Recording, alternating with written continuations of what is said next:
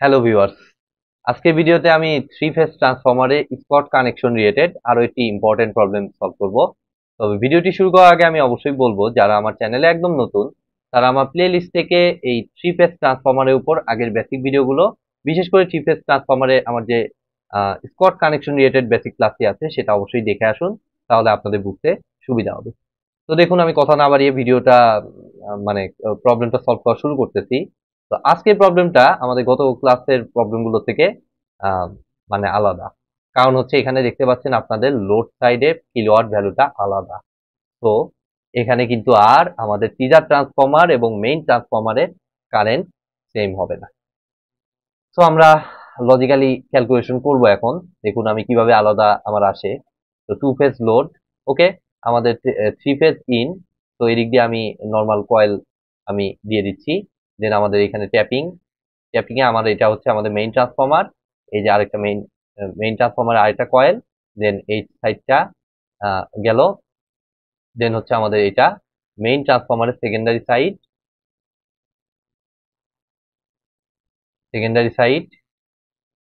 আর এটা হচ্ছে টিজার ট্রান্সফরমারের সেকেন্ডারি সাইড।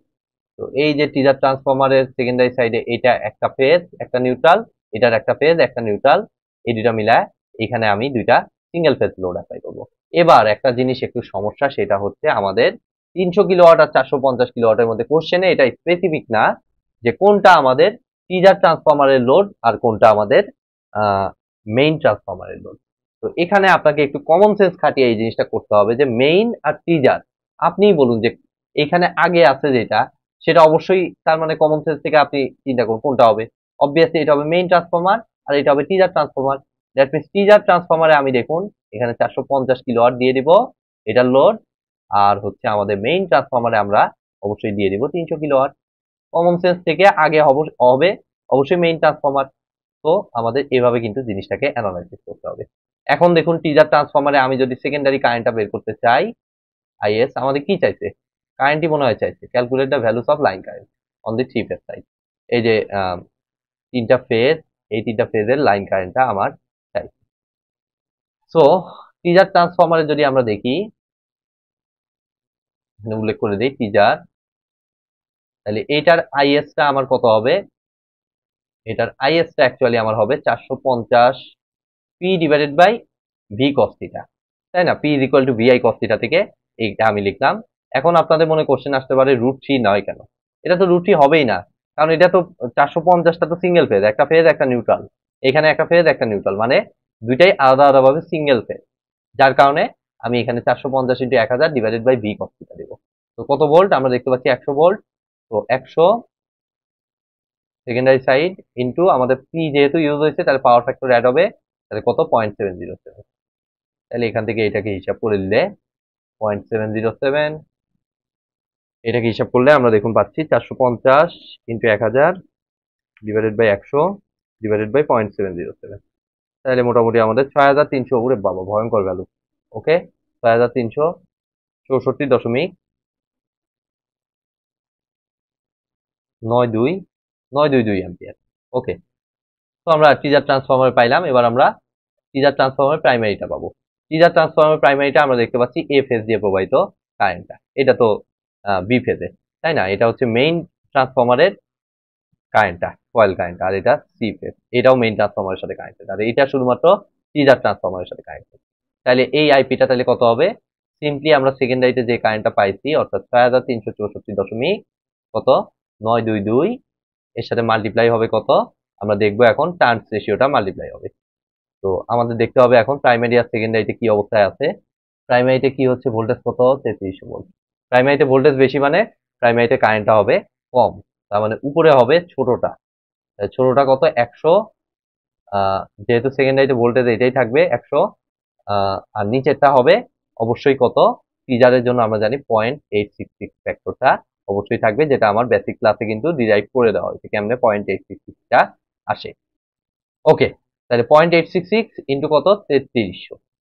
তাহলে আমরা টিজার ট্রান্সফরমারের কারেন্ট তথা আইএ কারেন্ট, যদি এটা আসলে আইএ দ্বারা প্রকাশ করাটাই বেটার, তাই না? আইএফএস ইজ ইকুয়াল টু আমাদের টিজার ট্রান্সফরমারের কারেন্ট।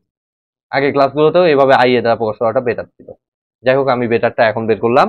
এখন দেখুন আমরা এত into 100 divided by 0.866 divided by 3300, তাহলে আমাদের দেখুন আসতেছে 222.721। বইয়ের সাথে একটু ডিফার করতে 221 ওদের দেওয়া, এটা দশমিকের কারণে আমি কমপ্লিটলি বলবো, তো এটা কোনো ভুল না।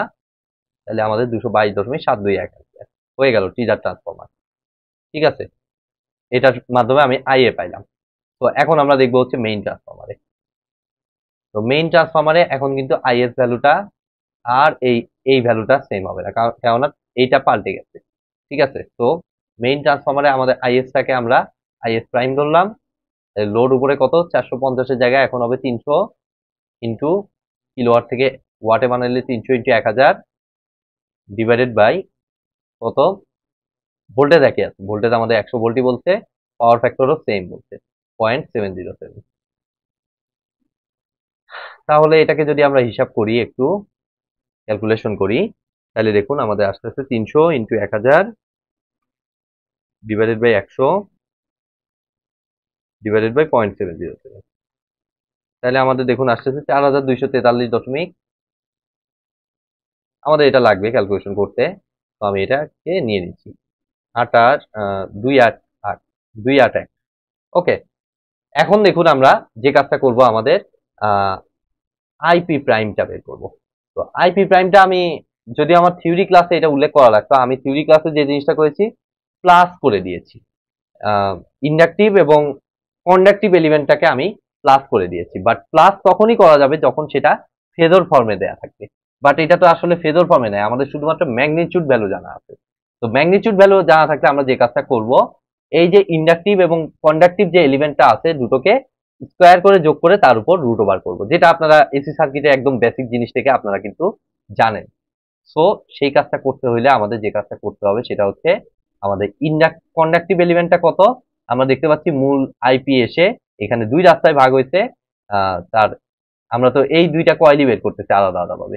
তো এই আইপি প্রাইমটা অ্যাকচুয়ালি আমাদের আইবি এবং সেম সমান পরিমাণ কারেন্ট ফ্লো হবে আমাদের আইসির ভিতর দিয়ে, তাই না? তো আমাদের এইটা যেহেতু সমান দুই ভাগে ভাগ হইলো, তাহলে প্রত্যেকটা ভিতর দিয়ে যাবে হচ্ছে আইপি বাই 2 পরিমাণ কারেন্ট। তো আইপিটা কত আমাদের 222.721 ডিভাইডেড বাই 2 ডিভাইডেড বাই 2 এর উপর হোল স্কোয়ার, স্কোয়ার করে দুটো যোগ করতে হবে। ঠিক আছে, সেটা কারণ তো আমি বলেই দিলাম।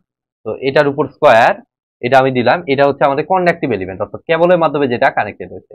আর ইন্ডাকশনের মাধ্যমে, অর্থাৎ এই যে এই দুইটার সেকেন্ডারি কয়েল আর প্রাইমারি কয়েলের ইন্ডাকশনের মাধ্যমে যে পাওয়ারটা আসতেছে সেটা কত, এই যে সিম্পলি এই যে এখানে যে অ্যাম্পিয়ার পাইছি এটার সাথে টার্নস রেশিও কি করে দিতে হবে, গুণন করে দিতে হবে। অর্থাৎ 4243.281 ইন্টু টার্নস রেশিও যদি আমরা দেখি, তাহলে এটা বেসিক্যালি আমার হবে কত, এটা থেকে প্রাইমারিতে যেতে, প্রাইমারিতে ভোল্টেজ বেশি, দ্যাট মিনস উপরে ভোল্টেজ বেশি মানে কারেন্ট কম প্রাইমারিতে, প্রাইমারি বের করতেছি, তার মানে আমাদের হচ্ছে এইটা ব্র্যাকেটটা কেটে দেই, ভোল্টেজ বেশি মানে কারেন্টটা কমে যাবে। তো উপরে হবে ছোটটা, ছোট ভোল্টেজটা কত 100 ভোল্ট, যেটা সেকেন্ডারি সাইডে সেটা সেম টু সেম। এবং প্রাইমারি সাইডে কি হবে, প্রাইমারি সাইডে আমাদের 3300 ভোল্ট এটাই থাকবে, কোনো 86.866 ফ্যাক্টর হবে না, যেটা আমি এর আগে প্রত্যেকটা প্রবলেমে কিন্তু দেখাইলাম।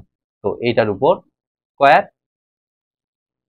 তাহলে ফাইনালি এটাকে যদি হিসাব করি, তাহলে দেখুন আমার আসতেছে 2 × 100 ডিভাইডেড বাই 3300, আমি ক্যালকুলেটার হিসাব করতেছি যা, এরপর স্কোয়ার প্লাস 222.721 ডিভাইডেড বাই 2 তার উপর স্কোয়ার রুট ওভার অ্যান্সার।